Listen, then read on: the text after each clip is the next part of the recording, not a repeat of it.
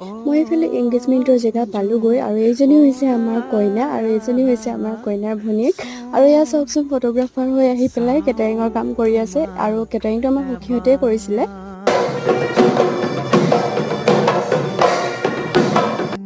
কইনাক একদম পুৰা ঢোলতাল বজাই আদৰি আনিছে আৰু এয়া ৰিং চেৰিমনি হৈ গ'ল। হেল্ল' গাইজ ধূলিৰ কাৰণে আমি গাড়ীৰ ভিতৰত সোমাই দিলো। এতিয়া মনালিছাই ফটোশ্বুট কৰি আছে, আপুনি চাব পাৰে। আপোনালোকৰ বিয়া হওক যি হওক সকাম হওক আপুনি মাতিব পাৰে। ইহঁত দুইটাৰে নাম হৈছে চন্দন আৰু সিহঁতে বহুত ধুনীয়া ফটোগ্ৰাফী কৰে। বোকাখাতত বহুতখিনিয়ে চিনি পায়ে আৰু সিহঁতক আৰু বাহিৰতো চিনি পায় বাৰু। আৰু আমি বালিফালে গ'লোঁ ফটোশ্বুট কৰিবৰ কাৰণে। আমি এনেই লগতে গৈছিলোঁ, কইনা দৰা ফটোশ্বুট কৰিব গৈছিলে। কেইখনমান ফটো মাৰিলোঁ বাৰু, মই নেক্সট ব্লগত দি দিম সেইকেইখন। আৰু এইফালে চব গ'লগৈ। আমাৰ কইনায়ো ড্ৰেছ চেঞ্জ কৰি ল'লে আৰু ইয়াৰ কইনাৰ সখীয়েকৰ আৰু ভনীয়েকৰ অৱস্থা দেখিছেনে বাৰু। আজিৰ ভিডিঅ'টোত ইমানেই, আজিলৈ বাই।